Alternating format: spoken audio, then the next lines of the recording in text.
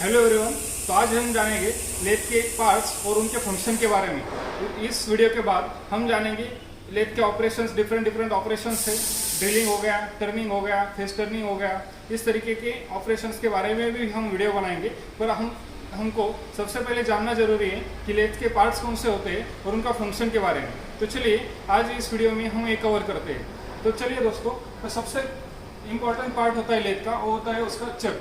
तो चक के स्पिंडल पे माउंट होता है और इस तरीके से चक के जो पार्ट होते हैं वो चक के टाइप से वो है 4 जॉ चक, 3 जॉ चक।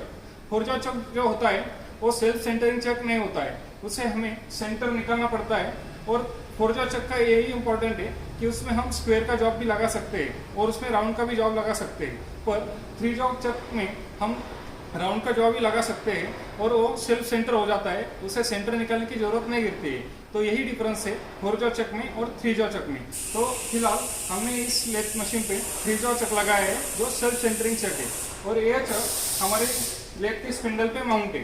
तो हमारे यहाँ आप देख सकते हैं, तो यहाँ अलग अलग टाइप के पुलीज है और इस पुलिस पे बेल्ट है।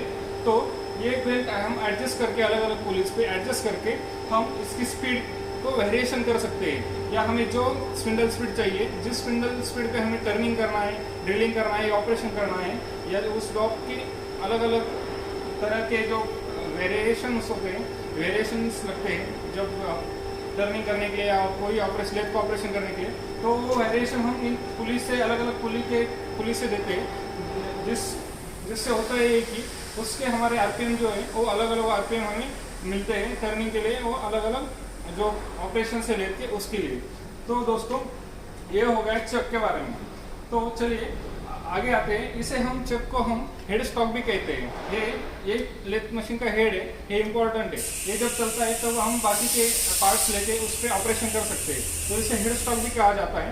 तो अंदर आते हैं। तो अंदर आने के बाद यह हमारा है कैरेज। तो इस पे होता है, ये जो है हमारा टूल पोस्ट है और इस टूल पोस्ट में हम हमारे टूल जो होता है कटिंग टूल उसे माउंट करते हैं। तो इसको हम टूल पोस्ट भी कहते हैं। और यहाँ पे जो एक होता है वो टूल होल्डर होता है। टूल पोस्ट के अंदर टूल होल्डर होता है और टूल होल्डर के अंदर हम टूल को क्लैम्प करते हैं। तो इस तरीके से हम ये टूल पोस्ट जो है उसका यूज करते हैं। तो हम ये देख सकते हैं कि इसको हम थोड़ा इससे हम ढीला कर दे तो हम इसके अलग अलग एंगल भी दे सकते हैं। ये देखिए ये घूमता है पूरी तरह से। सो हम इसे अलग अलग एंगल भी दे सकते हैं। तो इस तरह से जब हमें किसी एंगल पे या किसी एंगल पे हमें टर्निंग करनी है या टेपर टर्निंग करनी है, तो उस वक्त हमें इसे एंगल देके अलग अलग चांपर मारना है तो अलग अलग कर देके इसे हम ऐसे लगा के इसे हम फिट कर सकते हैं। तो ये फिट हो गया। तो इस तरीके से एक टूल पोस्ट का काम हो गया। तो उसके नीचे आता है, इसे हम कंपाउंड रेस भी कहते हैं। इससे हम कंपाउंड जो टर्निंग होती है वो भी करते हैं इस हैंडल से। ये जो हैंडल है, तो ये हो गया ये हैंडल। और इसके नीचे आता है फिर क्रॉस फीड, जो हम क्रॉस फीड देते हैं तो इससे देते हैं। ये देखिए ये मूव हो रहा है, ये मेरा हाथ है और इससे ये दूर जा रहा है। अब हम इसे उल्टा घुमाएं तो फिर एंटी क्लॉकवाइज घुमाएं तो ये इस साइड आ रहा है, मेरे साइड आ रहा है। तो इस तरीके से हम ये क्रॉस फीड लेथ में देते हैं और इसका यही इंपॉर्टेंट है। सो ये देखिए दोस्तों, मैं घुमा रहा हूँ तो उस साइड जा रहा है। सो दोस्तों इसके बाद आता है ये है लॉन्गिट्यूडनल और हम इसे स्ट्रेट फीड भी कह सकते हैं। तो इससे हम जो स्ट्रेट फीड जो होते हैं टर्निंग के वक्त ओडी पे जो देते हैं तो इस हैंडल से देते हैं। तो आप देख सकते हैं ये हैंडल घूम रहा है तो ये चक के पास जा रहा है, उसे हम क्लॉकवाइज घुमाएंगे तो ये रिवर्स आएगा। तो देखिए दोस्तों रिवर्स आ रहा है इस तरह से। ये देखिए दोस्तों इस तरह से इससे लॉन्गिट्यूडनल फीड भी हम कहते हैं। सो इसके बाद यहाँ पे ये एप्रोन है, इसका वर्किंग हम जब मशीन चालू करेंगे तब हम आपको ये एप्रोन का सब कुछ डिटेल बताएंगे। तो अब आते हैं टेल स्टॉक पे।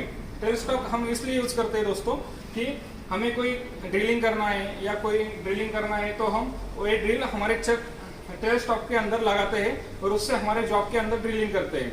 और इसका दूसरा भी इम्पोर्टेंट है, इसका दूसरा भी यूज है, जब हमें बिटवीन सेंटर जॉब लगाना है या जॉब बड़ा है तो उसको रेस देने के लिए उसको हम ई सेंटर पॉइंट से हम उसे रेस भी देते हैं। तो ये सेंटर रिमूवेबल होता है, इसे हम निकाल भी सकते हैं। तो आप देख सकते हैं।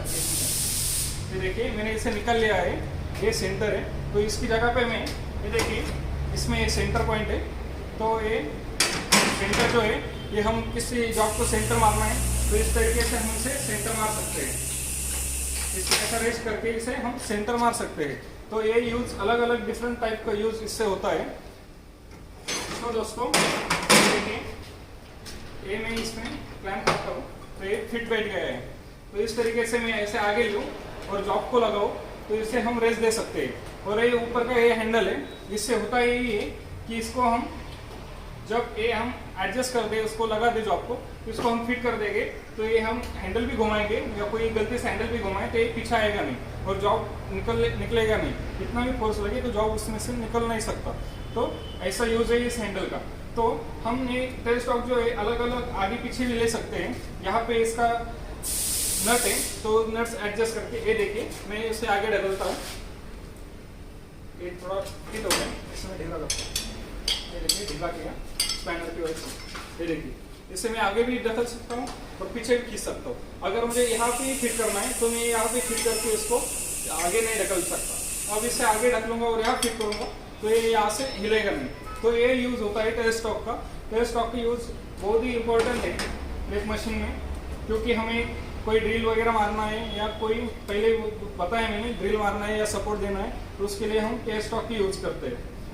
तो दोस्तों ये हो गया हमारा लेथ का पार्ट्स का वर्किंग। और हम यहाँ देखेंगे दोस्तों तो हमारा जो बेड है, जिसे हम बेड भी कह सकते हैं, तो ये कंबाइन बेड है। यहाँ पे ये वी शेप का भी बेड है और प्लेन शेप का भी बेड है। तो प्लेन और वी शेप का कॉम्बिनेशन करके ये लेथ का बेड बना है। और इस पे हम इस लेथ के बेड पे हम इसे मूव करते हैं या मूवमेंट करते हैं। सो दोस्तों इस तरीके से ये देखिए मूवमेंट हो रही है। सो हम इससे पास भी ले जा सकते हैं और उससे क्रॉस फिट देके हम फेसिंग भी उसकी कर सकते हैं जॉब लगाने के बाद। तो इस तरीके से होता है। और इसके बाद नीचे जो होता है वो मशीन का टब होता है, जो कुलेंट टब भी हम कहते हैं। जब हम मशीन को ऑपरेशन चालू होता है तब हम कुलेंट लगाए, जब कुलेंट लगाने के बाद वो कुलेंट इसमें गिरता है, फिर बाहर जो जमा होकर फिर वही रिवॉल्व होते रहता है। तो ये हो गया उसका टब, मशीन का टब है। और नीचे जो है उसे हम लेग भी कह सकते हैं, मशीन के लेग्स जो इस कंक्रीट में हमने फिक्स किए हैं। क्योंकि जब हम जब बड़ा जॉब लगाते हैं तो उसमें वाइब्रेशंस मशीन में ज़्यादा होते हैं, तो वो ऑब्जर्व करने के लिए या मशीन हिले ना, इसलिए हम इसे फिक्स करते हैं। कई जगह पे नट बोल्ट में भी इसे फिक्स किया जाता है नीचे, बट यहाँ कंक्रीट में इन्होंने फिक्स किया है। तो इस तरीके से ये फिक्स हुआ है। तो दोस्तों सबसे पहले मैं भूल ही गया कि आपको बताने के लिए कि चक एडजस्ट कैसे होता है। तो जो हमारा चक है वो इसे चक्की कहते हैं। वो अलग अलग टाइप के होते हैं, कोई पकड़ने के लिए बना भी लेते हैं और अलग अलग टाइप के होते हैं। तो ये चक्की हम अगर चक में लगा दें तो इससे हम हमारा चक का क्लैम्प डिक्लैम्प हम यूज करते हैं, जिससे क्लैम्प डिक्लैम्प होता है। तो इस तरीके से हम इस चक्की का यूज भी करते हैं। सो दोस्तों ये हमने जनरल इंफॉर्मेशन हमारे पार्ट्स की देख ली है।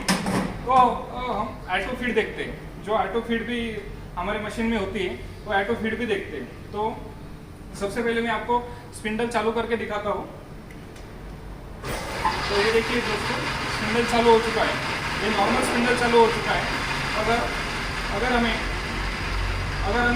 ऑटो फीड जो देनी है, ऑटो फीड अगर लेथ में देनी है तो हमें ये जो लीड स्क्रू है हमारे लेथ के एक्मे लीड स्क्रू, तो इनको हमारा ये जो एप्रन है वो ज्वाइन करना पड़ता है। तो जब ये हिलता है, जब ये स्क्रू जो मूवमेंट करता है तो उसके बाद ये मूवमेंट लेता है। तो देखिए दोस्तों यहाँ पे मैं ये जो हैंडल है और इसको क्लैम्प कर देता हूँ। इसको क्लैम्प करने के बाद ये जो अंदर की सिस्टम है वो इस स्क्रू पे लीड स्क्रू पे फिक्स हो जाती है। तो उसके बाद मैं अब मशीन चालू करूँगा तो आप देख सकते हैं, ये हैंडल देख सकते हैं कि ये ऑटो मूवमेंट ले रहा है और ये अपने चक की तरफ आ रहा है। तो देखिए आप ये हिल रहा है अच्छे से। तो ये ऑटोमेटिक मोड हो गया। ये देखिए मैं बंद किया, ये देखिए दोस्तों तो ये ऑटो मोड में हमने लेथ अभी चलाई थी, तो ऐसे ऑटो मोड में भी हम जब थ्रेडिंग करना है या कोई करना है तो स्पेसिफिक हम उसे फीड देके हम इस तरह से हमारे लेथ का ऑपरेशन करते हैं। अब देखिए मैं इसका ये जो हैंडल है वो नीचे कर देता हूँ, डिक्लाइन कर देता हूँ। तो अब मैं चालू करूँगा तो इसकी मूवमेंट नहीं हो रही। तो दोस्तों इस तरीके से हम हमारे लेथ का ऑपरेशन कर सकते हैं। और हम इससे थ्रेडिंग की जो थ्रेडिंग करना होता है जॉब पे या अलग अलग जो ऑपरेशंस है वो इस तरीके से हम हमारे लेथ मशीन पे कर सकते हैं। तो ये भी हमने अब कवर कर लिया है एप्रन का यूज़। इस तरीके से इस जो लेथ मशीन है इसके हर एक पार्ट हमने कवर कर लिया है जो इम्पोर्टेंट पार्ट है। सो बाकी कुछ रहा होगा तो हम अगले वीडियो में कवर कर लेंगे, क्योंकि हमें और बहुत कुछ सीखना है इसमें। जब थ्रेडिंग बनानी है, जॉब पे थ्रेडिंग बनानी है, जॉब की टर्निंग करनी है, जॉब पे ड्रिलिंग करनी है, या फोर जॉचर लगा के भी हमें उस पर जॉब को सेंटर लेके या स्पेसिफिक पॉइंट पे हम उसे ड्रिलिंग कैसे करते हैं। तो अलग अलग बहुत सारे अलग अलग ऑपरेशन से लेके वो भी हम देखने वाले हैं दोस्तों। तो आप एक ही काम करिए कि जो फिलहाल हमने सीखा है उसकी रिवीजन करिए, उसकी और इन्फॉर्मेशन लीजिए और वो सीखने की कोशिश करिए। आने वाली वीडियो में हम लेथ के जो अलग अलग ऑपरेशन है, टर्निंग, ड्रिलिंग या थ्रेडिंग, ऐसे सारी जो ऑपरेशन है वो कवर करेंगे दोस्तों। तो आप हमारे साथ बने रहिए और जो हमारा सब्सक्राइब बटन है वो भी दबा दीजिए, क्योंकि आने वाले जो वीडियो है आपको ज़रूर मिले इसलिए। तो दोस्तों आज के लिए इतना ही, धन्यवाद।